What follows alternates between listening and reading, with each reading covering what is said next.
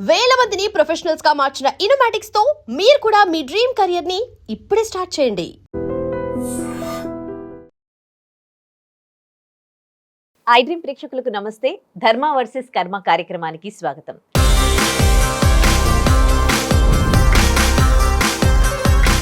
ఎప్పట్లాగే మన ఈ కార్యక్రమంలో మనతో ఉన్నారు ప్రముఖ ఆధ్యాత్మికవేత్త, త్రివణ గురుపీఠం హీలింగ్ కర్మ గైడింగ్ సోల్ వ్యవస్థాపకురాలు డాక్టర్ హరిత గోగినేని గారు.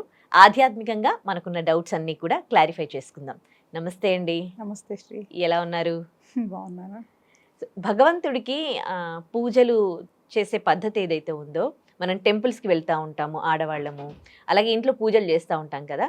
కానీ మనకి పీరియడ్స్ టైంలో అంటే మాసిక టైంలో మాత్రం పూజలు చేయొద్దు, మంత్రాలు పఠించొద్దు, టెంపుల్స్కి వెళ్ళొద్దు అని చెప్తూ ఉంటారు.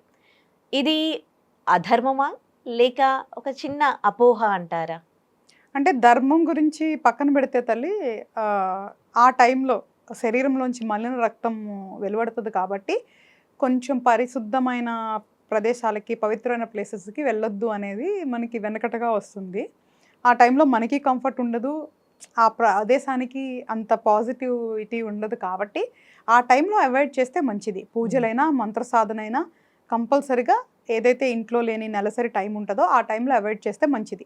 అది అంటే అది దానివల్ల అధర్మము, చెడు ఇవన్నీ పక్కన పెట్టేస్తే రెండు సైడ్లు కూడా కంఫర్ట్ జోన్ కాదు కాబట్టి ఒక్క 4 రోజులు 5 రోజులు అవాయిడ్ చేస్తే మంచిది తల్లి. ఓకే.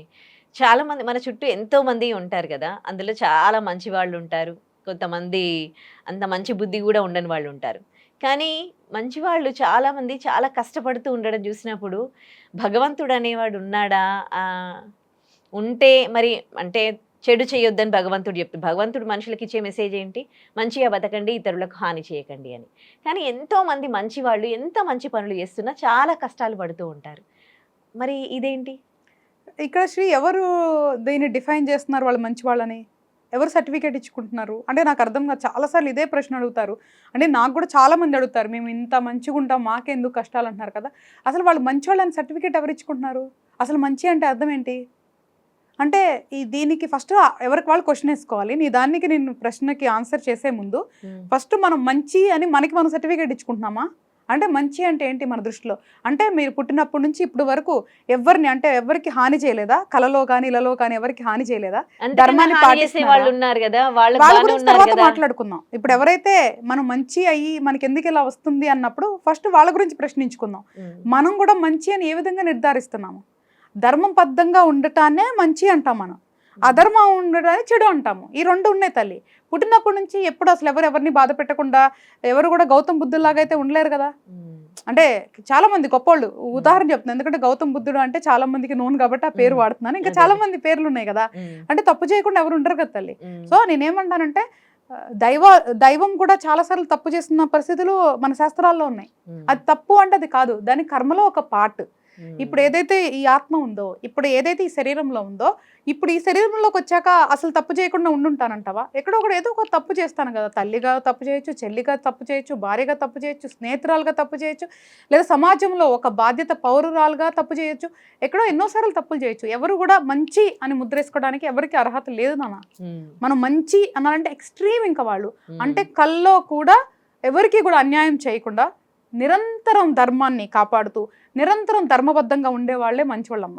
దైవం కూడా కాదు, దైవానికి పూజలు చేసినా చేయకపోయినా ఎవరైతే ధర్మబద్ధంగా ఉంటారో, ఎవరికి హాని చేయరో వాళ్ళు మంచి వాళ్ళు అని అర్థం. అంతే తప్ప మంచోళ్ళు అని ఫస్ట్ ఆఫ్ ఆల్ ఆ ముద్ర వేసుకోవడం, ఆ సర్టిఫికేట్ వేసుకోవడం మాత్రం ఆపేయాలి. నాకు తెలిసి అయితే మానవుల్లో పుణ్యాత్ములు మంచి వాళ్ళు చాలా చాలా చాలా రేర్గా ఉంటారు. ఆ రేర్ కేసు గురించి మనం మాట్లాడుకోవటం అనవసరం. మనుషుల గురించే మాట్లాడుకుందాం, తప్పులు చేసే వాళ్ళ గురించే మాట్లాడుకుందాం. ఎందుకంటే మోస్ట్ ఆఫ్ ద కేటగిరీ దాంట్లోకే ఫాలో అవుతుంది తల్లి. తప్పులు చేయకుండా అయితే ఎవరు లేరు ఈ రోజు రేపు. అంటే అన్లెస్ నువ్వు అన్నట్లు సపోజ్ మీ మదరు ఇంట్లోనే ఉంటారు, ఆవిడ మార్నింగ్ లేచిన తర్వాత భర్తకి సేవలు చేసుకోవటం, పిల్లల్ని చూసుకోవటం, ఇంట్లో ఉండటం, ఏదో పూజలు పుణ్యాలు చూసుకొని ఎట్లా ఉంటారు. సో కొంతమంది హౌస్ వైఫ్స్, వాళ్ళకి మాత్రమే ఎక్కువ అవకాశం ఉంటుంది ధర్మాన్ని పాటించేది. ఎవరైతే ఉద్యోగంలో ఉంటారో, వ్యాపారంలో ఉంటారో, డెఫినెట్గా కొన్ని ధర్మాలు తప్పే అవకాశం ఉంటుంది. ఎప్పుడైతే బయటికి వెళ్తారో సోషల్గా సమాజంలో కొన్ని ధర్మాలు తప్పే అవకాశం ఉంటుంది. సో కాబట్టి మంచి అనేది తక్కువ శాతంలో ఉందమ్మా, ఎస్పెషల్లీ కలియుగంలో. ఇది పక్కన పెట్టేస్తే నేను మల్టిపుల్ సందర్భాల్లో కూడా చెప్పాను తల్లి, ఇప్పుడు కూడా చెప్తున్నాను. ఈ జన్మలో ఏం జరగాలి అనేది ప్రీ డిఫైన్డ్. ఈ జన్మలో నేను ధనవంతురాలుగా పుట్టాలా, పేదరికంలో పుట్టాలనేది ప్రీ డిఫైన్డ్. ఇప్పుడు నేను చేసే యాక్టివిటీస్ దీన్ని మార్చవు. ఇది నెక్స్ట్ ప్రోగ్రాము.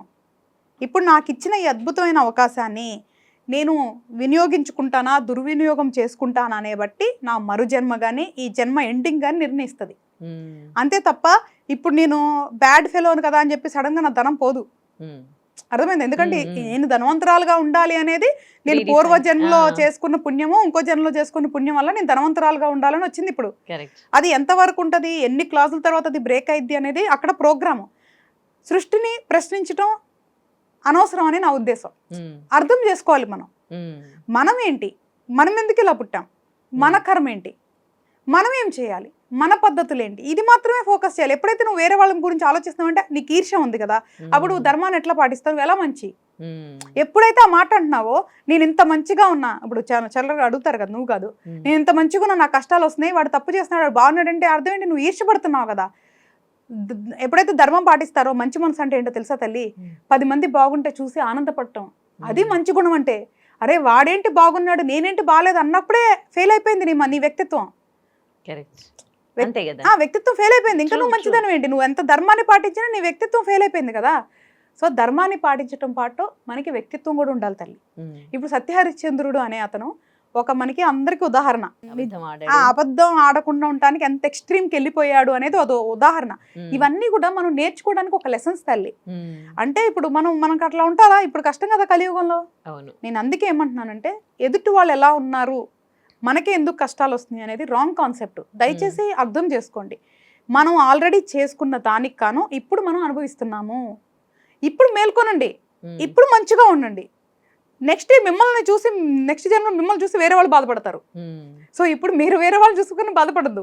మీరు ఇప్పుడు మంచిగా బతికితే వచ్చే జన్మ మీకు అద్భుతంగా ఉంటుంది కాబట్టి వాళ్ళు మిమ్మల్ని చూసి బాధపడతారు. తల్లి, దైవం అనేది ఒక సిస్టాన్ని సృష్టించేసిందమ్మా. ఇప్పుడు ఆ సిస్టంలో అదే కర్మ అనే సిస్టమ్. మనం చేసుకున్న ఏదైతే ఉన్నాయో పనులు, దానికి ఫలితాలే ఈ జన్మ. ఎప్పుడు ఎలాగా మనం అనుభవిస్తున్నాం, ఏమేమి ఉన్నాయో అంతకు ముందు మనం చేసిన దానికి ఫలితాలను ఇప్పుడు మనం అనుభవిస్తున్నాం. ఇప్పుడు చేసేదానికి కొన్ని ఇప్పుడు అనుభవిస్తాము, మేబీ కొన్ని మంత్స్ ఆర్ ఇయర్స్ లేదా నెక్స్ట్ జన్మల తర్వాత అనుభవిస్తాము. ఇది ఒక సిస్టము. దాన్ని మనం ప్రశ్నించలేం, మార్చలేం. మనం నిమిత్త మాత్రులు మాత్రమే, అందులో అనుభవించే వాళ్ళం. అది సృష్టించింది భగవంతుడు, మనం మార్చలేము. దాని గురించి మనం ఎంత అనుకున్నా టైం వృధా. సో నేనేమంటాను, ఫస్ట్ దాన్ని ఏంటి అర్థం చేసుకొని దాన్ని అమలు చేద్దాము. సో భగవంతుడు అనేవాడు ఎలాగంటే ఒక తల్లిదండ్రి, ఒక స్నేహితుడు, ఒక ప్రేమికుడు కూడా కావచ్చు. సో నీకు ఒక అన్న కావచ్చు, తమ్ముడు కావచ్చు, అక్క కావచ్చు, చెల్లి కావచ్చు.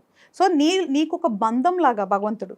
సో ఆ భగవంతుడికి ఎప్పుడైతే నువ్వు ఆరాధన చేసుకుంటావో, నువ్వు ఎప్పుడైతే నువ్వు సమర్పించుకుంటావో, కానీ ధర్మబద్ధమైన ఆరాధన ఉంటేనే భగవంతుడు నిన్ను కరుణిస్తాడు. మేబీ నువ్వు అన్నట్లు అప్పుడు చెడు కర్మలు తీసేస్తాడో, లేదా నీకు వరాలు ఇస్తాడో, గొప్ప గొప్ప ఇస్తాడో, నువ్వు చేసే పూజలు బట్టి, పద్ధతులు బట్టి ఉంటాయి తల్లి.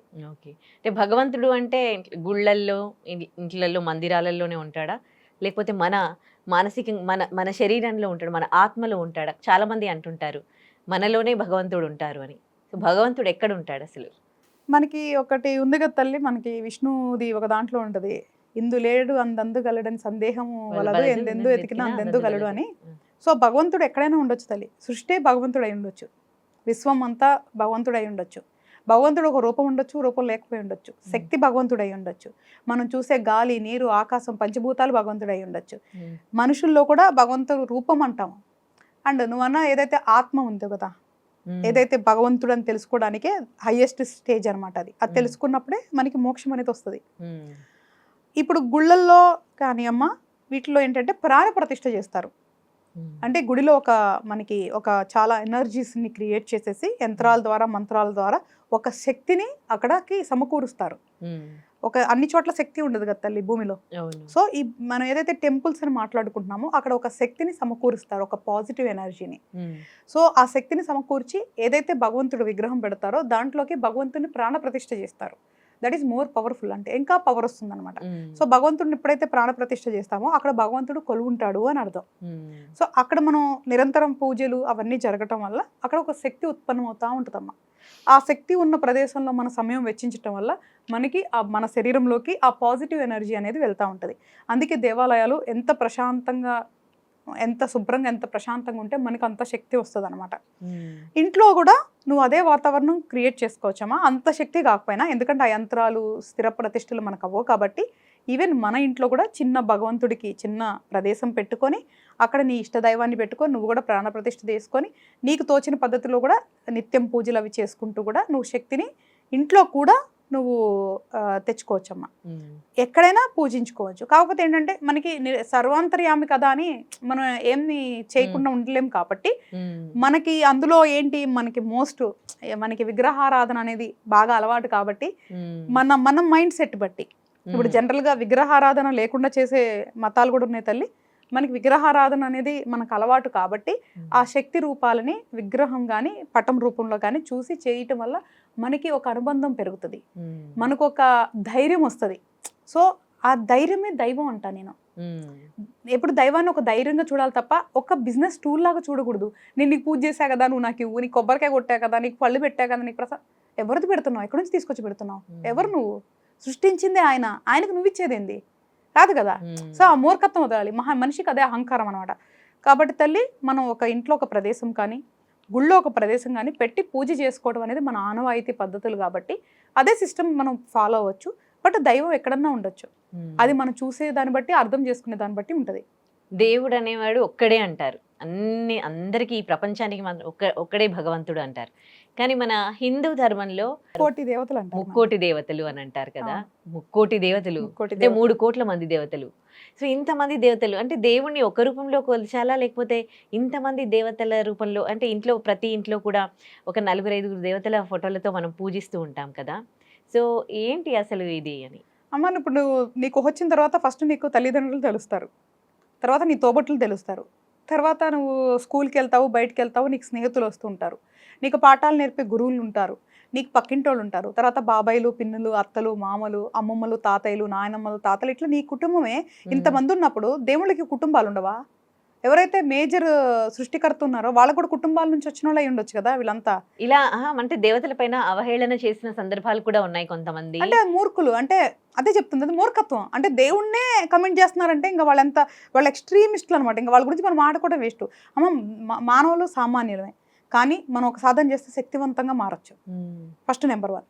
తర్వాత దైవం అనేది సృష్టికి ఒకళ్ళే ఉండొచ్చు, కానీ ఇప్పుడు నేను శివుడు అనుకోవచ్చు, నువ్వు విష్ణువు అనుకోవచ్చు, ఇంకొకళ్ళు బ్రహ్మ అనుకోవచ్చు, లేదా శక్తి స్వరూప అమ్మవారు అనుకోవచ్చు. సో మనకి ఎట్లాగో ఉంది, శక్తి నుంచే త్రిమూర్తులు వచ్చారు అనేది మనకి ఉంది. సో మనం ఎవరిని తీసుకుంటాము అనేది మన ఫ్రీడమ్. మనకి ఉన్న గొప్ప అవకాశం ఏంటి అంటే మన మతంలో నీకు స్వేచ్ఛనిచ్చారు, నీ ఇష్టం వచ్చిన వాళ్ళని పూజించుకొని స్వేచ్ఛనిచ్చారు. నువ్వు నన్నే పూజించు అని నిన్ను ఎక్కడ రిస్ట్రిక్షన్ చేయట్లేదు. అది మనకి చాలా గొప్ప అవకాశం కదా. అంటే ఎప్పుడైతే స్వేచ్ఛ ఉంటుందో నీకు భయం పోతుంది అని. అంటే ఒక్కళ్ళనే పూజించాలి, ఆయన పూజించకపోతే నువ్వు నరకానికి పోతావు, లేదంటే ఇంకోటి అవుతావు అంటే నీకు అది భయం వచ్చేస్తుంది కదా, రిస్ట్రిక్షన్ అయిపోతావు కదా. ఇప్పుడు నీకు స్వేచ్ఛ ఉంది, నీకు వినాయకుడు నచ్చితే వినాయకుడిని చేసుకో, కార్తికేయుడు నచ్చితే కార్తికేయుడిని చేసుకో, దుర్గమ్మ నచ్చితే దుర్గమ్మని చేసుకో, నీ ఇష్టం కదా, తప్పేం లేదు. సో మనకి ఓకే, గాడ్స్ ఎలాగా మల్టిపుల్ వచ్చారు అంటే ఇప్పుడు పంచభూతాలు ఉన్నారు, అన్ని డిపార్ట్మెంట్స్ ఒక్కళ్ళే డీల్ చేయలేరు కదా తల్లి. ఒక చిన్న స్టేట్లోనే నీకు సీఎం దగ్గర నుంచి ఎన్నో డిపార్ట్మెంట్స్ ఉన్నప్పుడు ఇంత విశ్వాన్ని మెయింటైన్ చేయాలి, ఇన్ని గ్రహాలని మెయింటైన్ చేయాలి అంటే ప్లానెట్స్ మనకు ఉన్నాయి కదా, డిఫరెంట్ ప్లానెట్స్ ఉన్నాయి. దాని తర్వాత భూప్రపంచంలో ఇంతమందిని ఇన్నిటిని మేనేజ్ చేయాలంటే వాళ్ళకు కూడా డిపార్ట్మెంట్స్ ఉంటాయి కదా. సో వాళ్ళందరూ దైవానికి సంబంధించిన ఫ్యామిలీస్కి ఇస్తారు కదా, సింపుల్ కదా తల్లి. సో క్వాలిఫైడ్ అని చెప్పి హ్యూమన్స్కి ఇవ్వరు కదా. సో ఆబ్వియస్గా శక్తివంతులైన దైవం సంబంధించిన వాళ్ళే ఉంటారు. అందుకనే మనకి చాలా మంది దేవుళ్ళు ఉన్నారు. సో చాలా మంది దేవుళ్ళు ఉంటే మనకి సమస్య కాదు కదా. సో ఫస్ట్ హిందువులు మనకి సమస్య లేనప్పుడు వేరే వాళ్ళకి సమస్య ఉంటే అది మన ప్రాబ్లం కాదు. హిందువులు ఎవరికైనా సమస్య ఉందంటే అది వాళ్ళు హిందువులే కాదు. Very simple. సనాతన ధర్మాన్ని మనం అడాప్ట్ చేసుకున్నాం హిందువులం. బేసికల్గా సనాతన ధర్మం అనేది ఈ సృష్టికి సంబంధించిన ధర్మం. దాన్ని హిందువులంగా మనం అడాప్ట్ చేసుకొని మనం సనాతన ధర్మాన్ని పాటిస్తున్నాం. సో సనాతన ధర్మం ఏమిటి అంటే నీకు స్వేచ్ఛనిస్తుంది, ప్రశ్నించే హక్కునిస్తుంది. సో భయం అనేది అవసరం లేదు, ప్రేమతో అభిమానంతో పూజించాలి దేవుణ్ణి, హక్కుగా అడగొచ్చు దేవుణ్ణి మనం. కాబట్టి మన దేవుళ్ళని మనం గౌరవించుకోవడం మన బాధ్యత. అలా ఎవరైతే గౌరవించలేరో వాళ్ళు హిందూసే కాదు అనేది నా ఉద్దేశం అనమాట. ఓకే. భగవంతుడు తప్పు చేస్తే శిక్షిస్తాడు అని అంటూ ఉంటారు. పెద్దవాళ్ళు చెప్తూ ఉంటారు. అండ్ చిన్న పిల్లలకు కూడా తల్లిదండ్రులు చెప్తూ ఉంటారు. అయినా ఏదైనా సందర్భాల్లో కూడా దేవుడు చూస్తూనే ఉంటాడు అని కొంతమంది బాధలు అంటూ ఉంటారు. సో నిజంగానే భగవంతుడు తప్పు చేస్తే శిక్షిస్తాడా? ఆ కర్మ అనే సిస్టమ్ అదే కదా తల్లి. కర్మ అనే సిస్టమ్ నీకు 2 ఉన్నాయి కదా. పనిష్మెంట్ ఉంది, నీకు ఏమంటారు గిఫ్ట్ ఉంది. 2 ఉన్నాయి కదమ్మా. సో కర్మ అనే సిస్టమ్ని సృష్టించింది దేవుడు అదే పని చేయడానికి. దేవుడు సిస్టమ్ని సృష్టించేశాడు. సో ఆయన ఏం మానిటర్ చేయడు. ఇంకా మనం ఏం కావాలంటే అది చేసేసుకుంటాము. మళ్ళీ నాకు అది ఎందుకు వచ్చింది, ఇది ఎందుకు వచ్చింది అని ప్రశ్నిస్తూ ఉంటాం అనమాట. సో తప్పు చేస్తున్నప్పుడు శిక్ష అనేది ఖచ్చితం. అది కర్మ అనే సిస్టంలోకి ఫాలో అవుతుంది. ఎప్పుడైతే ధర్మం తప్పుతామో అప్పుడే కర్మ యాక్టివేట్ అవుతుంది. సో దాన్ని సృష్టించేశాడు భగవంతుడు ఆల్రెడీ. సో భగవంతుడే ఉండి శిక్షించాల్సిన అవసరం లేదు.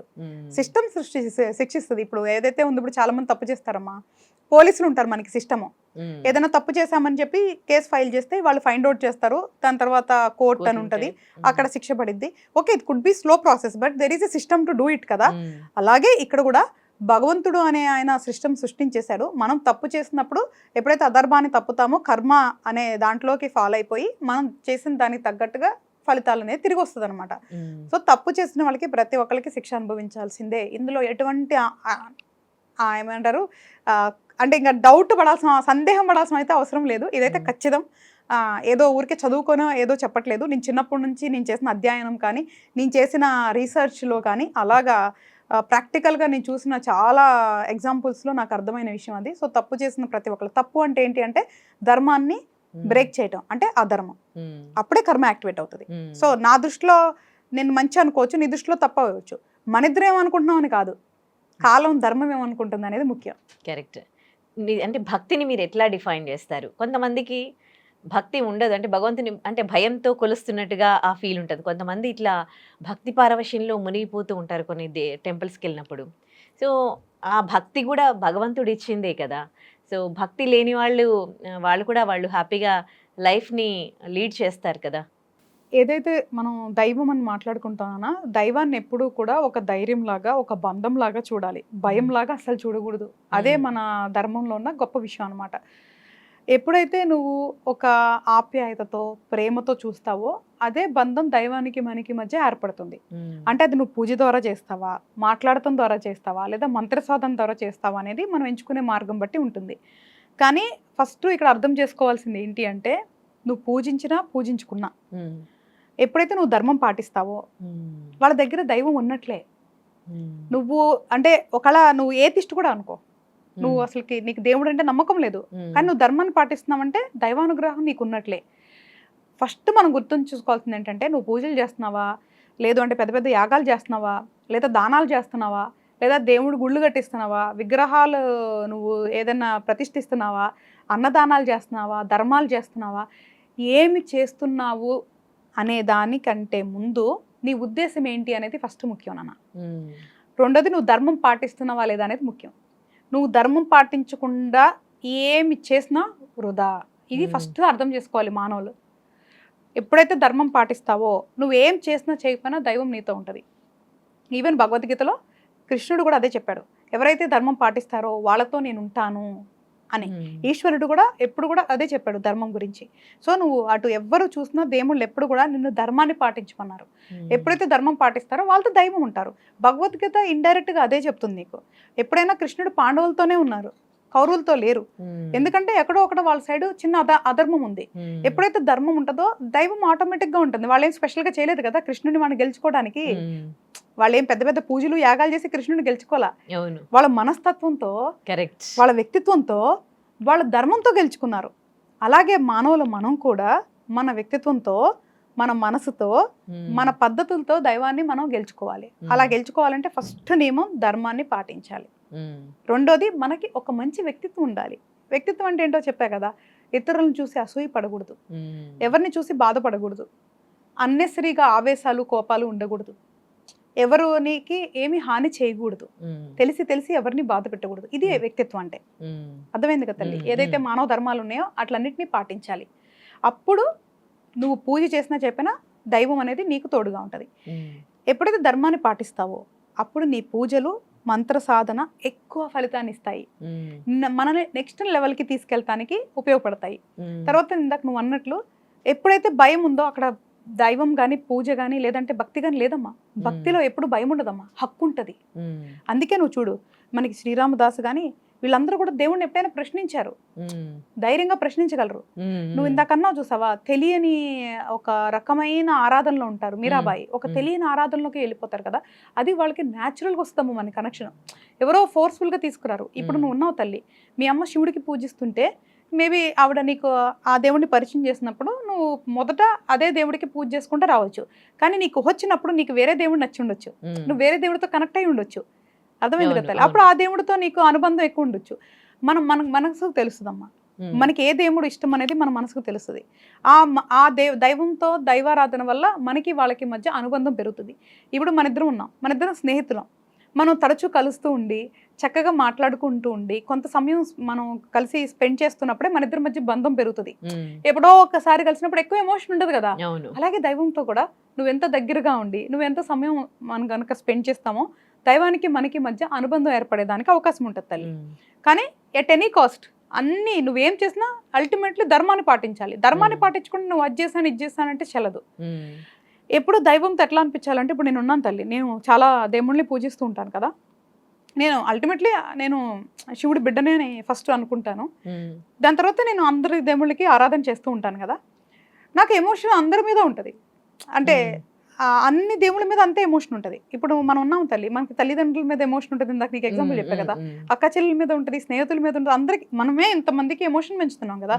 అలాగే మనం కూడా ఎవరైతే ఒక దైవం అనుకున్నా కూడా మల్టిపుల్ దేవతలకి మనం ఎమోషన్ పంచొచ్చు. అది ఎట్లా అనిపిస్తుంది అంటేనమ్మా, ఎప్పుడైతే నువ్వు ఆ దేవుడికి కానీ ఒక దైవానికి కనెక్ట్ అవుతావు కదా, ఆ నామస్మరణలోనే నీకు అద్భుతమైన ఆనందం ఉంటుంది. ఒక తెలియని ఒక మైకం ఉంటుంది అనమాట. ఆ దైవంతో మనం సమయం వెచ్చించాలనిపిస్తుంది. సో దైవంకి సేవ చేసుకోవాలనిపిస్తుంది. ఒక్కొక్కసారి దైవం ఒడిలోనే సేద తీరాలనిపిస్తుంది. సో నీకు చాలా అద్భుతమైన ఆలోచనలు వస్తాయమ్మా. దైవం అంటే అలా ఉండాలి. నాకైతే అలాగే అనిపిస్తుంది శ్రీ. ఎప్పుడైతే నేను అమ్మవారిని ఎక్కువ ఉంటుంది కదా, ఇప్పుడు దశమహావిద్యల్ని నేను ఆరాధిస్తాను కదా, నాకు కలిగే ఫస్ట్ అయితే మాత్రం అమ్మవారిని చూస్తే నాకైతే ఫస్ట్ వాళ్ళ ఒళ్ళో పడుకొని సేద తీరాలనిపిస్తుంది. నాకైతే అలాగే అనిపిస్తుంది. అలాగా మనం దైవాన్ని చూసే దాన్ని బట్టి ఉంటుందమ్మా. దైవం అంటే భయం కాదు, ఏదో ఒక కట్టుబాటు కాదు, ఒక భయంకరమైన బంధం కాదు, ఒక తీయని అనుభూతి. దైవం అంటే ధైర్యం.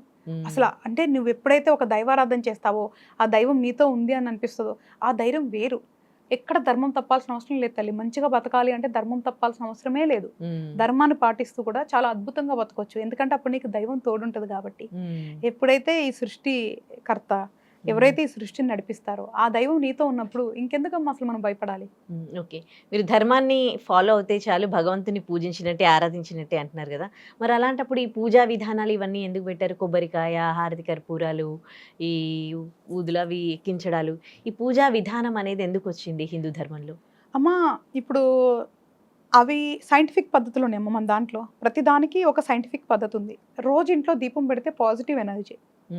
సో ఎప్పుడైతే అగ్ని అనేది ఉంది కదమ్మా, ఇప్పుడు మనం పూజలు చేస్తాం కరెక్టే. నువ్వు దైవాన్ని నువ్వు పూజించేదానికి మనకు ఒక ఏదైతే పద్ధతి ఉందో అది సైంటిఫిక్గా ఉంది. దైవాన్ని మనం కొలిచే పద్ధతిగా మనం సృష్టించుకున్నాం. అంటే దైవం దానికి ప్లీజ్ అవుతుంది అనేది మనకు ఆల్రెడీ ఒక పద్ధతి నేర్పించున్నారు. ఇప్పుడు నువ్వు మీ అమ్మ అంటే నీకు ఇష్టం తల్లి, నువ్వు లేదా మీ అక్కో మీ స్నేహితురాలు ఎవరైనా తీసుకో, వాళ్ళ ఇష్టము, వాళ్ళ బర్త్డేస్ గిఫ్ట్స్ ఇస్తావా? ఎందుకు ఇస్తావా? వాళ్ళు హ్యాపీ ఫీల్ అవుతారు కదా. అలాగే మనకి కూడా దేవుణ్ణి ఆరాధన చేయటం వల్ల, ధర్మం ఉన్నా కూడా దేవుణ్ణి ఆరాధన చేస్తే వాళ్ళు హ్యాపీగా ఉంటారు, వాళ్ళకి మనకి అనుబంధం ఉంటుంది కదా. సో మనది కర్మభూమి, ధర్మభూమి, హిందూ భూమి ఇదంతా. సో కాబట్టి మనకి వాళ్ళకి ఆ అన్యోన్యత ఉంది. దాన్ని నువ్వు ఒక పూజ రూపంలో పెంచుకోవాలి తప్ప ఎందుకు చెయ్యాలి అంటే, నువ్వు చెయ్యకపోయినా నష్టం లేదు, చేస్తే ఉంటే మంచి ఉపయోగం ఉంటుంది, నష్టమైతే ఉండదు. అయితే ఇప్పుడు నువ్వు చెప్పేది ఏదైతే దీపం ఉందో తల్లి, అక్కడ నెగిటివిటీని పోగొడుతుందమ్మా. సో ఏదైతే నూనె దీపం ఉందో అది మంచిది మనకే, సో సైంటిఫిక్ గా మంచిది. అగరబత్తి ధూపం వల్ల కూడా నెగిటివ్ ఎనర్జీస్ పోతాయి తల్లి.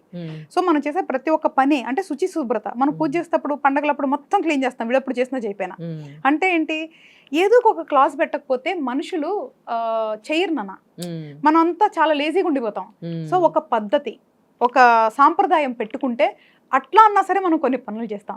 సో కాబట్టి పండుగ వస్తుంది, మొత్తం పూజలు దులిపేసేయాలి, మొత్తం కడిగేసేయాలని చేస్తారు. దానివల్ల ఏమవుతుంది తల్లి, మొత్తం నీట్గా అయిపోతుంది కదా, శుభ్రమైన వాతావరణం వస్తుంది కదా, అది మన శరీరానికి మంచిది కదా. అందుకనే పండగలు వాటికి పద్ధతులు ఉన్నాయి. తర్వాత పసుపు రాసే దగ్గర నుంచి సైంటిఫిక్ రీజన్ ఉంది మనకి, గోమూత్రానికి సైంటిఫిక్ రీజన్ ఉంది. సో మనం చేసే ప్రతి పనిలో ఒక సైంటిఫిక్ రీజన్ ఉందమ్మా. సో కొబ్బరికాయ కొట్టేదానికి కూడా ఒకటి ఉందమ్మా, కొబ్బరి నీళ్లు అనేది మనకి చాలా పవిత్రంగా ఏర్పడతాయి. అవును, ఒక కాయ లోపల అవును, నీళ్లు నీళ్లు. అనేది అది పవిత్రమైన నీళ్ల కింద మనం తీస్తున్నాము. ఆ కొట్టేది ఏదైతే ఉందో మన యొక్క ఆహాన్ని, అంటే దేవుడు ముందు నా ఆహాన్ని నీకు అర్పిస్తున్నాను, పటాపంచలు చేయాలి అన్నట్లుగా మనం ఆ కొబ్బరికాయ కొడతాం. ఒక మీనింగ్ ఉంది. సో నువ్వు అన్నది కరెక్టే. మన వాళ్ళు వీటిని అర్థం చేసుకొని ఆచరించే దానికంటే దీన్ని ఒక అలవాటుగా చేస్తున్నారు కదా, ఆ పద్ధతే మార్చుకోవాలి. దీన్ని ఒక అలవాటుగా చేయొద్దు, దీన్ని అర్థం చేసుకొని ఆచరించాలి ప్రతి ఒక్కటి కూడా.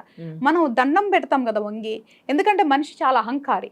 సో ఎప్పుడైతే దైవం ఉంటుందో అట్లీస్ట్ దైవం దగ్గర ఉన్నా సరే తన అహాన్ని వంచి దండం పెడతాం వల్ల తన అహంకారాన్ని ఇది అవుతున్నారు అని అర్థం అనమాట. లేదంటే మనిషి ఎక్కడ బెండవరు కదా.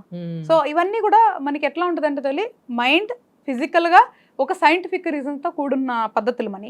సో మన పద్ధతులన్నీ అద్భుతాలు అన్న, ఒకళ్ళు పాటించినా పాటించకపోయినా వాటిని అవహేళన అయితే చేయకూడదు. ఇప్పుడు చాలా మంది అవే చేస్తారు, మన వాళ్ళు చేస్తారు, బయట వాళ్ళు చేస్తారు.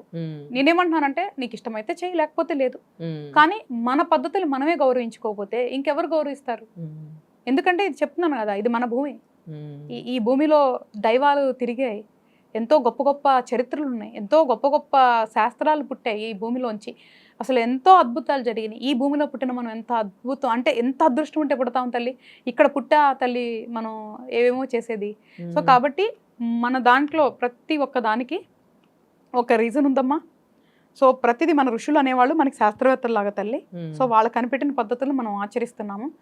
దాన్ని ప్రాపర్గా చేయాలి. అంటే అహంకారంతోనో ఏదో అలవాటుతో కాదు, ప్రతి ఒక్క దాన్ని అర్థం చేసుకొని ప్రాపర్గా చేస్తే మాత్రం ఆ ఇంట్లో కానీ ఆ పరిసరాల్లో ఒక పాజిటివ్ ఎనర్జీ ఉండి మంచిగా ఉంటుంది తల్లి. ఓకే, అంటే ఇన్ని అద్భుతాలున్న ఈ ధర్మాన్ని కాదని ఎక్కువగా హిందువులే ధర్మాన్ని అంటే ఎందుకు ఇతర మతంలోకి మారుతున్నారంటారు? మళ్ళీ మారిన వాళ్ళు అండ్ చాలామంది హేతువాదులు వాళ్ళు కూడా హిందూ ధర్మం గురించి ఎక్కువగా నెగిటివ్గా మాట్లాడుతూ ఉంటారు.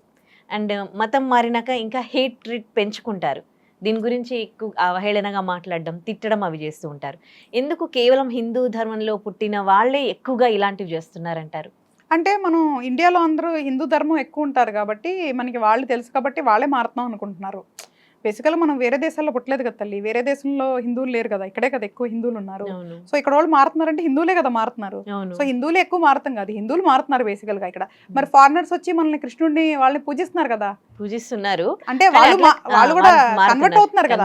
సో మనం ఎందుకు అది చూడట్లా? మరి మన వాళ్ళు మారుతున్నారు కరెక్టే, కానీ ఫారినర్స్ అసలు మన దేశానికి సంబంధం లేని వాళ్ళు, మనకు మతానికి సంబంధం లేని వాళ్ళు, మన జాతికి సంబంధం లేని వాళ్ళు మారారు. అది ఇంకా చాలా గొప్పది కదా. అంటే వేరే దేశం వాళ్ళు, వేరే మతం వాళ్ళు మన హిందూ ధర్మంలోకి వచ్చారంటే మన ధర్మం ఎంత గొప్పది, మన ధర్మం గొప్పది. ఏది పాశ్చాత్య దేశంలో వాళ్ళే మారుతున్నారంటే మన దేశం ఇంకా గొప్పది. మన దేశంలో మారుతున్నారంటే బలహీనులు, మానసిక బలహీనత. అంటే ఏంటి అంటే తల్లి, ఈ ధర్మం నుంచి వాళ్ళు ఏదో ఎక్స్పెక్ట్ చేశారు, ఈ దేవుణ్ణి పూజించేసేసి వాళ్ళ కోరికలు ఏదో నెరవేరాలి అని ఎక్స్పెక్ట్ చేశారు, అవి నెరవేరలేదు. అంటే వాళ్ళు దైవంతో చేసింది ఒక వ్యాపారం లాగా భావించారు. అది ఒక మన ధర్మం కానీ మన బాధ్యత కానీ మనకి వంశపారంపర్యంగా వచ్చిందని వాళ్ళు చూడలేదు.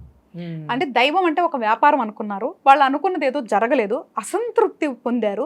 అంత అసంతృప్తిలో మానసికంగా ఎక్కడైతే బలహీనంగా ఉంటారో అప్పుడు వేరే వాళ్ళ దగ్గరికి వెళ్తారు, ఏదో దొరుకుతుంది అని చెప్పేసి వేరే వాళ్ళ దగ్గరికి వెళ్ళారు. అర్థమైనప్పుడు తల్లిదండ్రులకి ఎంత అసంతృప్తి ఉన్నా తల్లిదండ్రులు మార్చరు, కానీ మతాన్ని ఎందుకు మారుస్తున్నారు? మతం మార్చడం వల్ల జీవితాలు మారవు తల్లి, ఇదైతే నేను 100% రాసిస్తా. ఎవరైనా సరే మతం మారటం వల్ల జీవితం మారదు. కానీ ఎప్పుడైతే మన ధర్మాన్ని వీడామో అక్కడే మన అధర్మాన్ని లోకి ఫస్ట్ అడిగి వేసేసినాం. Number 1 point. సో ఏదైతే మనం పుట్టామో, మనం పుట్టిన స్థలం, మనం పుట్టిన కులం, మనం పుట్టిన మతం గౌరవించడం మన బాధ్యత. అది మన ధర్మంలో ఒక భాగం. నువ్వు దాని గురించి ఏం చాటి చెప్పొద్దు, డప్పులు కొట్టద్దు, కానీ గౌరవించాలి మానసికంగా. అది మన ఫస్ట్ ధర్మం. ఎప్పుడైతే ధర్మాన్ని వీడావో అక్కడ నీకు కర్మ అనేది ట్రిగర్ అయిపోయింది. అది ఏ రూపంలో అనుభవించాల్సిందే. రెండోది, నువ్వు అన్నట్లు దుర్భాషలు మాట్లాడుతున్నారా, అది మనిషిగానే తప్పు. మతం మారినా మారకపోయినా ఒక మతం గురించి కానీ, ఒక మనిషి గురించి కానీ, ఒక ధర్మం గురించి కానీ మాట్లాడే అంత అర్హత వాళ్ళకు ఉన్న మేధావులు అయితే మాత్రం మనం ఏం చేయలేం. కానీ మాట్లాడటం మాత్రం వాళ్ళ మూర్ఖత్వం. అక్కడ కూడా కర్మని ట్రిగర్ చేసినట్లే. వాళ్ళు టెస్ట్ చేసుకోవచ్చు, వాళ్ళు రాసి పెట్టుకోవచ్చు, పలానా రోజున మనం రాసి పెట్టుకోండి. చెడు కమెంట్లు వేసాము, ఒక మనిషికి చెడు చేసాము అని రాసి పెట్టుకోండి. ఫ్యూచర్లో ఏదో ఒకటి వస్తూ ఉంటాయి కదా, ట్రిగర్ అవుతూ ఉంటాయి కదా, ఏదో ఒక సిచ్యువేషన్స్. ఓకే, అప్పుడు అర్థం చేసుకోండి. పోనీ ప్రాక్టికల్గా రీసెర్చ్ చేసుకోండి, ఏం ప్రాబ్లం ఏం లేదు. చాలా మందికి ఎందుకు అనుభవిస్తున్నామో తెలియదు, కానీ ఇవన్నీ చేస్తుంటారు. ఎవరో ఒకళ్ళని హింసించడమో, ఎవరో ఒకళ్ళని బాధ పెట్టడమో, ఇండైరెక్ట్గా డైరెక్ట్గా దుర్భాషణలుగా అంటే దూషించడమో లాంటివి చేస్తుంటారు. కంపల్సరీగా కర్మ విల్ హిట్ నాన్న. మేబీ సామాన్య విషయంలో కొంచెం నార్మల్గా అవుతుంది. కొంతమంది మంచి స్థానంలో గురుస్థానంలో ఉన్న వాళ్ళు అన్నప్పుడు ఇంకా ఫాస్ట్గా ఉంటుంది. దైవాన్ని అన్నప్పుడు చాలా క్విక్గా ఉంటుంది. ఉండకుండా అయితే ఉండదు తల్లి. సో కంపల్సరీగా ఉంటుంది. సో ఈ కర్మను ఎవరైతే ధర్మాన్ని ఎవరైతే ఉల్లంఘిస్తారో వాళ్ళు కర్మను యాక్టివేట్ చేసుకుంటారు. ఇన్ టైం అదైతే ఆన్సర్ చెప్తుంది. కానీ హిందువులకు నేను ఒకటే చెప్తున్నాను, మనం పుట్టిన మన మతాన్ని గౌరవించండి, నలుగురిలో చులకనవ్వద్దు. ఒక్కసారి ఏదైతే ఇది హిందూస్థాన్ అంటారు కదా, ఏదైతే భారతదేశం ఉందో ఇది కర్మభూమి, ఇది హిందువుల యొక్క సొంత భూమి. మనం ఇక్కడే పుట్టాము, ఎక్కడి నుంచి రాలేదు. చాలా మంది వేరే చోట నుంచి వచ్చారు. మంది ఎక్కడైతే రూట్స్లోకి వెళ్తే మనం ఇక్కడే పుట్టాము. వేరే దేశం వాళ్ళు వచ్చారు, వేరే మతాల వాళ్ళు వచ్చారు, చాలా మంది వచ్చారు. కానీ ఎవరైతే మనం ఈరోజు హిందువులు అని చెప్పుకుంటున్నామో మనం ఇక్కడే పుట్టాము, ఇక్కడే పెరిగాం. మన తల్లిదండ్రులను ఎట్లా గౌరవిస్తామో మన మతాన్ని కూడా అలాగే గౌరవించాలి. కులాలు అనేది వేరు, ఆ సబ్జెక్ట్ వేరు, గౌరవించుకోండి. కానీ దానివల్ల చెడు చేయొద్దు. కానీ ఏదైతే ఉందో మనం అందరం ఒకటే మతం అయితే పుట్టామో దాన్ని గౌరవించండి. బలహీనతగా మారద్దు. కావాలంటే నేను నేర్చుకున్న ఏదైతే మార్గం ఉందో అది మీకు నిర్దేశిస్తా, అందులో నడవండి. అప్పుడు కూడా మన మతంలో ఫలితం చూడకపోతే కావాలంటే అప్పుడు మారుకోండి. నేనైతే ఒక విషయం మాత్రం చెప్పగలను. సో మనకి ఏదైతే ఇచ్చిందో మన సనాతన ధర్మం కానీ మన హిందూ ధర్మం ఏదైతే ఇచ్చిందో అది పాటించకుండా వేరేగా మారిపోయినంత మాత్రం వస్తాయని మాత్రం ఆ ఆలోచనలో ఉండొద్దు. భగవంతుడు కానీ ఏ భగవంతుడైనా, వేరే భగవంతుడైనా, మనం పూజించే భగవంతుడైనా వ్యాపారం కాదు. మనం చేసే పనులు మన నిర్ణయాల వల్ల కూడా కొన్ని ఉంటాయి. అవి మంచిగా ఉండాలి అంటే ధర్మాన్ని పాటించాలి. బలహీనంగా ఉన్నవారే ఇలా మతం మారుతూ ఉంటారు అనేసరికి నాకు ఒకటి గుర్తొచ్చింది. సో రీసెంట్గా ఏం జరిగింది అంటే ఎన్టీసీలో గోపాల్ అనే వ్యక్తి వాళ్ళ ఫాదర్కి పెరాలసిస్ వచ్చింది. సో దాన్ని ఎప్పటి నుంచో అబ్బాయి పైన ఫోకస్ చేసిన అన్య మతస్థులు అతన్ని టార్గెట్ చేసి మతం మారితే మీ ఫాదర్ మంచి అవుతారని బలవంతం పెట్టి మొత్తానికి మతం మార్పించి పేరు కూడా మార్పించింది బలవంతంగా. ఆ తర్వాత రీసెంట్గా అక్కడ జరుగుతున్న ఈ కొన్ని ఇష్యూస్ వల్ల అంటే పోలీసులు అక్కడికి వెళ్ళినప్పుడు అతను కూడా నేరస్తుడే అనుకున్నారు. కానీ ఆ తర్వాత ఎంక్వైరీ చేస్తే బలవంతంగా అంటే కొన్ని సంవత్సరాల నుంచి టార్గెట్ చేసి అతన్ని మత మార్పిడి చేయించారనమాట. సో ఇలాంటి ఇష్యూస్ చూసినప్పుడు మీరు ధర్మం గురించి చాలా మాట్లాడుతూ ఉంటారు, ఇలాంటివి చాలా జరుగుతూ ఉన్నాయి. సో దీనిపైన మాట్లాడే వాళ్ళు కూడా చాలా తక్కువ మంది. అండ్ కొన్ని జనాభా లెక్కలలో కూడా ఈ దీంట్లో కూడా హిందువుల శాతం తగ్గిపోతుంది, ఇతర మతస్థుల వాళ్ళ శాతం పెరుగుతోంది. సో ఇలాంటివి చూసినప్పుడు మీకు ఏమనిపిస్తుంది? దీనిపైన మాట్లాడాలి అంటే మాట్లాడే వాళ్ళు కూడా ముందుకు రావాలి కదా. అవునమ్మా, యాక్చువల్గా ఇప్పుడు నాకైతే న్యూస్ తెలియదు నాన్న, ఎందుకంటే నేను కొంచెం సోషల్ మీడియా న్యూస్ అసలు చూడను కదా. మీరు ఎప్పుడన్నా పిలిచి చెప్తేనే నాకు కొన్ని విషయాలు తెలుస్తాయి. నువ్వు చెప్పినట్లు ఇప్పుడు వేరే మతం వాళ్ళు చాలా హుషారుగా ఉన్నారు, చక్కగా మారుస్తున్నారు కదా. మన వాళ్ళు ఏం చేస్తున్నారు, నిద్రపోతున్నారా? మన వాళ్ళకి చాలా ధైర్యం తక్కువ ఉంది తల్లి, కానీ మన దగ్గర శక్తి ఎక్కువ ఉంది. అమ్మ, గొప్ప శక్తులన్నీ మనకే ఉన్నాయి. మనం సాధన చేసి శక్తులు తెచ్చుకుంటే అసలు ఎవరేం చేయలేరు మన దగ్గర. ఇది మన భూమి అంటున్నా నేను, ఇది మంది అంటున్నా నేను. నీ ఇంట్లో నువ్వు ఎట్లా హక్కుకుంటున్నావో మన భూమి మీద మనం అంతే హక్కుగా ఉండాలి. ఇట్లాంటి జరుగుతున్నాయి అంటే ఇది ఎట్లా అంటే సామాన్యుడు మేబీ చేయలేకపోవచ్చు తల్లి, బట్ డెఫినెట్గా ఇలాంటివి మనం దృష్టిలో పెట్టుకొని ఇప్పటి నుంచైనా మేల్కోమంటున్నాను నేను. అందుకే ఇప్పుడు నువ్వు చెప్పింది ఏదైతే హిందువులందరినీ మేల్కోమంటున్నా. మన భూమిని, మన కుటుంబాన్ని, మన ధర్మాన్ని మనం కాపాడుకోవాలి, మన హక్కుల్ని మనం కాపాడుకోవాలి. అందుకే తల్లి ఎప్పుడైతే ఇప్పుడు కలియుగం అనేది చెడుగా అయిపోవటం అనేది విధిలో ఆల్రెడీ పాట్నానా. ఎప్పుడైతే నువ్వు చూస్తే మనకు ఆల్రెడీ సనాతన ధర్మంలో ఉందమ్మా, యుగాల గురించి ఉంది కదా తల్లి. భగవద్గీతలో కూడా కలియుగం గురించి ఉంది. కలియుగం అంతంలో దైవము మళ్ళీ అవతరించి ముగిస్తాము అని చెప్పారు కదా. చెడు ఎట్లా ఉంటది, ఎలా జరుగుతుంది, ఇవన్నీ కూడా రాసే ఉన్నాయమ్మా, అందుకే జరుగుతున్నాయి. కానీ అలాగే ఆ టైంలో కూడా కొంతమందిని దేవుడు అంటే నేను అనుకో, చాలా మంది గురువులు అనుకో, మన హిందూ ధర్మాన్ని కాపాడటానికి ఇప్పుడు కూడా మాట్లాడుతున్నాం కదా, మన ప్రయత్నం మనం చేస్తూనే ఉన్నాం కదా. సో బురద చల్లే వాళ్ళు చాలా మంది బురద చల్లుతూనే ఉంటారు, మన ప్రయత్నాలు మనం చేయాలి. సో కానీ ప్రతి ఒక్కళ్ళు కూడా బాధ్యతగా తీసుకోవాలి. అంటే దీనికోసం ఒక లైఫే డెడికేట్ చేయాల్సిన అవసరం లేదు. ప్రతి ఇంటి నుంచి ప్రతి ఒక్కళ్ళు కూడా మన ధర్మాన్ని, మతాన్ని కాపాడుకోవడానికి ఏమేమి చేయాలో అవన్నీ కూడా చేయాలి తల్లి, ఏదో ఒక రూపంలో చేయాలి. అండ్ రెండోది, నిజంగా ఒక విషయంలో నరేంద్ర మోడీ గారు వచ్చిన తర్వాత మేబీ ఆయన పొలిటికల్గా చేస్తున్నారా ఇంకో రకంగా చేస్తున్నారా పక్కన పెడితే, ఆ ఒక్క విషయంలో చాలా సంతోషంగా ఏంటంటేనమ్మా, ఈరోజు ఎంతో కొంత హిందుత్వాన్ని ఎంతో కొంత ఎంకరేజ్ చేసి మన రామాలయాన్ని కానీ కట్టి ఎంతో కొంత ఒక ధైర్యాన్ని, ఒక వెన్నులో అబ్బా ఎంతో కొంత ధైర్యాన్ని ఇచ్చారు కదమ్మా. సో అందుకు నాకు ఆయన అంటే చాలా రెస్పెక్ట్ ఉంటుంది. మేబీ ఇంకా చేయొచ్చు ఆయన కూడా, ఇంకా చెయ్యొచ్చు, ఇంకా చేయకూడదని ఏం కాదు. ఈవెన్ కాశీ ఉంది కదా తల్లి, నువ్వు కాశీలో వెళ్తే చాలా ప్రదేశాలు చాలా వేరే వేరే మతాల వాళ్ళు ఉంటారు. అక్కడ మన టెంపుల్స్ ఏ వ్యవస్థలో ఉన్నాయో చూస్తే నేనే చాలా బాధపడ్డాను. అప్పుడు నేను ప్రశ్నిస్తాను దేవుణ్ణి, ఏం చేస్తున్నావు నువ్వు అని. అప్పుడు నాకు అనిపిస్తుంది నేనేమన్నా చేయాలి అని చెప్పి. అలాగే ప్రతి ఒక్కళ్ళు అనుకుంటే అవుతుందమ్మా. ఒక్క మనిషితో ఏది జరగదు తల్లి. అందరూ కలిసికట్టుగా మనం ఏదో ఒకటి చేస్తేనే జరుగుతుంది. అందుకే చెప్తున్నాను, హిందూ మతం వాళ్ళు ఇప్పటికన్నా మేలుకొని మన మతాన్ని ధర్మాన్ని కాపాడుకుంటే మన ఉనికి అనేది ఉంటుంది. లేదు అంటే కాలాంతరం వెళ్ళిపోతూ ఉంటుంది. ఎంతవరకు వస్తారు తల్లి, ఎంతమంది పుట్టుకుంటూ వస్తారు. సో మాట్లాడాలనిపిస్తుంది నాకేం భయం ఉండదు. నేనైతే ఇప్పుడు మీరు ఎప్పుడన్నా పిలిచినా ఏ టాపిక్ అయినా నేను మాట్లాడతాను. నాకు అసలు భయం అనేది ఉండదు. అలాగే ఎవరు భయపడాల్సిన అవసరం లేదు. ఎవరికైతే వేరే ఉద్దేశాలు దురుద్దేశాలు ఉంటాయో వాళ్ళు మాట్లాడరు. మోస్ట్లీ రాజకీయ నాయకులు ఎక్కువ మాట్లాడరు. ఎందుకంటే వాళ్ళకి అన్ని ఓట్లు కావాలి కదా, అన్ని మతాల ఓట్లు కావాలి కాబట్టి వాళ్ళకి దమ్ము ఉండదు మాట్లాడటానికి. కాకపోతే సామాన్యులు హిందూ ధర్మాన్ని నమ్ముకున్న వాళ్ళైతే మాట్లాడొచ్చమ్మా. కానీ మాట్లాడటం కాదు, బలాన్ని పెంచుకోవాలి మనలో. ఎప్పుడైతే బలం పెంచుకొని అందరం కట్టుకలుసుగా ఉంటామో ఎవరేం చేయలేరు. మనకి చిన్నప్పుడే ఒక చిన్న స్టోరీ ఎక్స్ప్లెయిన్ చేస్తారు, గుర్తుందమ్మా? అన్నదమ్ములు కొట్లాడుకుంటుంటే ఒక తండ్రి స్టిక్స్ ఎవరు ఇచ్చేయలేరని, సింగిల్ గా అయితే అదే అవన్నీ స్టోరీస్ కూడా మనకి కొన్ని మోరల్స్ నేర్పిస్తాయమ్మా. అందుకనే నేను కూడా ఇప్పుడున్న యువత కంపల్సరిగా వాళ్ళ లైఫ్ స్టైల్ ఎట్లా ఉన్నా కూడా, ఇప్పుడు జెన్జీ కానీ నెక్స్ట్ వచ్చి ఆల్ఫా కానీ, వీళ్ళందరినీ కూడా ఏమంటున్నానంటే మన హిందూ ధర్మాన్ని ఏదైతే ఉందో కొంత పాటించి కొన్ని అవగాహన పెంచుకొని మీరు లైఫ్ని ఎట్లా ఎంజాయ్ చేసుకోండి. మన మతాన్ని పాటించి అనుసరించి గౌరవించాలి అనేది మాత్రం నా యొక్క విన్నపమో కోరికో అంతే. ఓకే. సో ఇలా ధర్మాన్ని కాపాడడానికి కొంతమంది ముందుకెళ్తున్నప్పుడు మీరు బన్ మస్కా ఇష్యూ కూడా వినే ఉంటారు. సో అక్కడ బన్ మస్కా డేట్ అయిపోయిన, ఎక్స్పైరీ అయిపోయిన బన్నులు అమ్ముతున్నారను, ఆ ప్రాంతం కొంచెం టెంపుల్స్ దగ్గర అనమాట. సో బన్స్ అమ్ముతూ ఉన్నారు, కొంచెం హలాల్ చేసినవి అమ్ముతూ ఉన్నారని కొంతమంది అక్కడ ఉన్న ధర్మాన్ని గౌరవించే వాళ్ళు, అన్య మతస్థులు ఎవరైతే అమ్ముతున్నారో వాళ్ళని పట్టుకొని అడగడం జరిగింది అనమాట. సో ఆబ్వియస్లీ వాళ్ళు ధర్మాన్ని ప్రొటెక్ట్ చేసే క్రమంలో అక్కడ అన్యమతస్థులు మీకేం పని ఇక్కడ ఏంటి సమ్ ఇష్యూ అలాంటిది జరిగింది, ఐఎమ్ నాట్ ష్యూర్. సో అలాంటప్పుడు వీళ్ళు ధర్మాన్ని కాపాడే క్రమంలో వీళ్ళు అడిగితే ఇదే హిందూ ధర్మంకి సంబంధించిన వాళ్ళే ఇక్కడ మత చిచ్చు పెడుతున్నారు అని పెద్ద ఇష్యూ చేశారు. అదే ఢిల్లీలో అనుకుంటానమాట.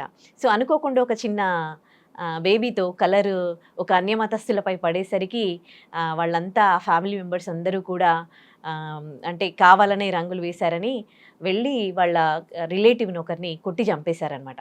సో ఎవరైతే ఈ బన్ మస్కా ఇష్యూలో గురించి ఏ హిందువులు హేతువాదులు మాట్లాడుతూ ఉన్నారో, ఇలాంటివి జరిగినప్పుడు మాత్రము స్పందించకపోవడం అనేది బాధాకరంగా ఉందని చాలామంది సోషల్ మీడియాలో మెసేజెస్ పెడుతూ ఉంటారు. సో ఇలాంటివి మరి ఎక్కడ ప్రొటెక్ట్ చేసేది? ఇలా ఏదో మత చిచ్చు పెడుతున్నారు అని ఇది చేస్తూ ఉంటే ఎలా? మత చిచ్చు పెడుతున్నారు అనే వాళ్ళు ఎట్లా అంటే వాళ్ళకేదో స్వార్థంతోనో వాళ్ళకేదో ప్రలోభాలతోనో మాట్లాడతారమ్మా. మత చిచ్చు పెడతామంటే తప్పు చేసినప్పుడు ఖండించాలి. అంటే అది అక్కడ వాస్తవం ఉంటే నిజంగా ఇవన్నీ కూడా నాకు తెలియదు తల్లి. ఎందుకంటే నేను చెప్పాను కదా, నేను టీవీ కానీ న్యూస్ కానీ ఏం చూడను కాబట్టి నాకు ఇవన్నీ తెలియదు, నా దృష్టికి వస్తే తప్ప. బాధాకరంగానే ఉంటుంది తల్లి. మేబీ నేను కూడా కొన్ని చూసినప్పుడు విన్నప్పుడు బాధాకరంగానే ఉంటుంది. సిస్టమ్ ఉండాలమ్మా. ఫస్ట్ మనుషుల కంటే ముందు సిస్టమ్ ఉండాలి. మన దగ్గర సిస్టమ్ లేదు తల్లి. ఫస్ట్ మన దగ్గర బిగ్గెస్ట్ ఫెయిల్యూర్ ఏంటంటే ఒక భయం పెట్టే సిస్టమ్ లేదు. అంటే ఇలా చేస్తే మనకు ఒక సిస్టమ్ ఉందే, వాళ్ళు శిక్షిస్తారనే భయం మన దగ్గర లేదు తల్లి. సో ఫస్ట్ మనకి ఎవరైతే ఉన్నారో పిఎం గారు, ఎవరైతే ఇప్పుడు ప్రైమ్ మినిస్టర్గా ఉన్నారో, ఎవరు ఉంటారో, ఇప్పుడు ఆయన ఉన్నారు, రేపు ఫ్యూచర్లో ఎవరు ఉంటారో, లేదు అంటే ఒక స్టేట్లో చీఫ్ మినిస్టర్ ఉంటారో, వీళ్ళందరూ ఎంతసేపు ఓట్స్ లేదు అంటే పదవులు వీటి కోసమే కాకుండా ఒక మానవత, వాళ్ళ ధర్మాలను మన హిందూ ధర్మాలు కానీ మన మానవత లేదా భారతదేశం ఉందో దీనికి ప్రొటెక్షన్ రిలేటెడ్ ఏం తీసుకొస్తున్నారమ్మా? ఇప్పుడు ఇన్ని జరుగుతున్నాయి కదా, అమ్మాయిల మీద అఘాయిత్యాలు కానీ ఇన్ని జరుగుతున్నాయి కదా, లేదా ఇలా మతాలు కానీ కులాలు కానీ లేదంటే రకరకాలుగా ఒక మనుషుల మీద జరుగుతుంది కదా.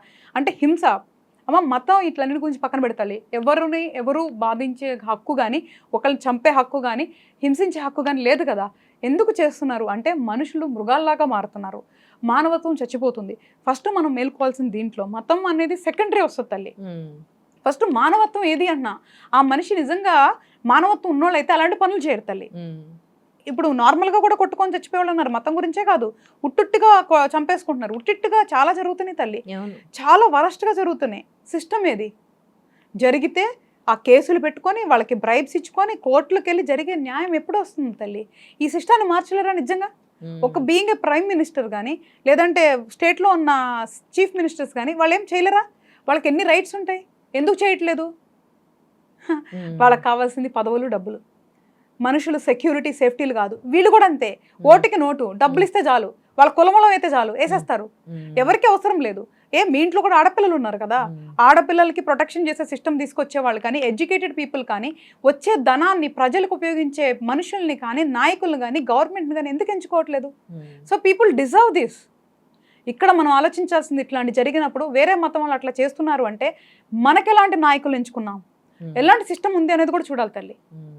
వాళ్ళనే బ్లేమ్ చేయలేము కదా, వాళ్ళకి ఎంత ధైర్యం ఎట్లా వచ్చింది అంటే మన దగ్గర శిక్ష పడదు, దేన్నైనా కొనుక్కోవచ్చు అని నువ్వు చెప్తున్నావు. అమ్ముడుపోయే వాళ్ళందరూ మనోళ్ళే ఉంటారు కదా తల్లి, బయట వాళ్ళు ఉంటారు, మనోళ్ళు ఉంటారు. ఏది న్యాయం అంటే నీ కుటుంబానికి వస్తుంది కదా. నువ్వు చూడు కావాలంటే చాలా డిపార్ట్మెంట్స్లో వీటిలో వాళ్ళంతా వాళ్ళ ఫ్యామిలీస్లో ఎవరు సరిగ్గా హ్యాపీగా ఉండరు, చాలా రకాల ఇష్యూస్ ఉంటాయి. ఎందుకు ఇలాగే ఎక్కడక్కడ లంచాలు తీసుకొని న్యాయాన్ని అమ్మేస్తున్నారు కాబట్టి. నీకు జీతం వస్తుంది కదా, జీతానికి పని చేసినప్పుడు అలాంటి వ్యవస్థల్లోకి వెళ్ళాలి. ఎందుకు వెళ్తున్నావు? ఓకే, మంచి పని చేసి మంచిగా ఎవడన్నా డబ్బులు ఇస్తే తీసుకో, కానీ న్యాయాన్ని అమ్మటానికి తీసుకోవద్దు. అది కూడా కర్మని ట్రిగర్ చేసినట్లే అనుభవిస్తారు తల్లి వీళ్ళందరూ. అదే చెప్తుంది, ఫస్ట్ మానవ ధర్మం పాటించాలి, దాని తర్వాతే మతమైనా, కులమైనా, కుటుంబమైనా. ఫస్ట్ మనం మనుషులం. ఈ భూప్రపంచం అనేది ఒక గ్రహం, ఈ భూగ్రహంలో పుట్టిన మనం మనుషులం కాబట్టి ఫస్ట్ మానవతా ధర్మాల్ని పాటించాలి. ఇట్లాంటివి జరుగుతున్నాయి అంటే సిస్టమ్ లోపం, నాయకుల లోపం. అక్కడ ప్రశ్నించాలి. దీన్ని డైవర్ట్ చేయడానికి మతాల మీద పంపిస్తారు తల్లి. ఇది కూడా ఒక గేమ్, పార్ట్ ఆఫ్ గేమ్. మన వాళ్ళకి ఆలోచించరు కదా, ప్రశ్నించరు కదా, తెలియదు తల్లి, అమాయకులు. అందుకే చెప్తున్నా, ఆ అమాయకతకి గురి అవ్వకూడదనే.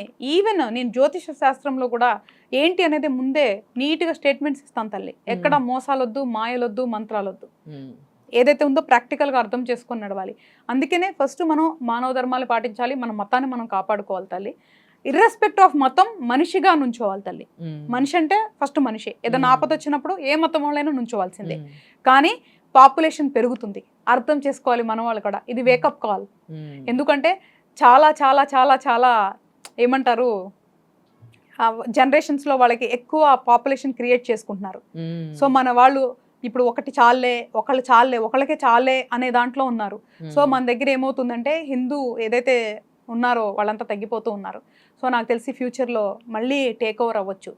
ఒకప్పుడు ఏదైతే జరిగిందో, ముస్లిమ్స్ ఒకప్పుడు వచ్చి వాళ్ళు ఎవరు తల్లి, వాళ్ళ పేరు నాకు ఇప్పుడు గుర్తు రావట్లేదు, మొఘల్స్ వాళ్ళు వచ్చినప్పుడు మన టెంపుల్స్ని ఎట్లాగా పగలగొట్టి శివాజీ వచ్చిన తర్వాత ఎట్లయితే కాపాడారో, మేబీ మళ్ళీ అలాంటిదే మళ్ళీ రిపీట్ అవ్వచ్చు.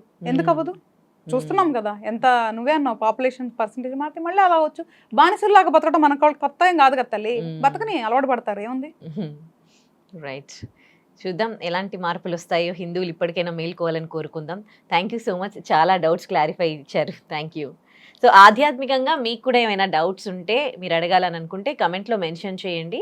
సో పీఠం నుంచి మీకు ఆన్సర్ చేయడం జరుగుతుంది, లేదంటే నెక్స్ట్ వీక్ అమ్మగారు వచ్చినప్పుడు మీ డౌట్స్ అడగడం జరుగుతుంది. Thank you. And for more videos, Please subscribe to iDream channel. Subscribe to iDream Media. Please subscribe to iDream. Please subscribe to iDream. Please subscribe iDream. And please subscribe to iDream. For more videos, subscribe to iDream. please like, share and subscribe to the channel. Congratulations, iDream. Subscribe to iDream. Subscribe to iDream. So subscribe to iDream Media.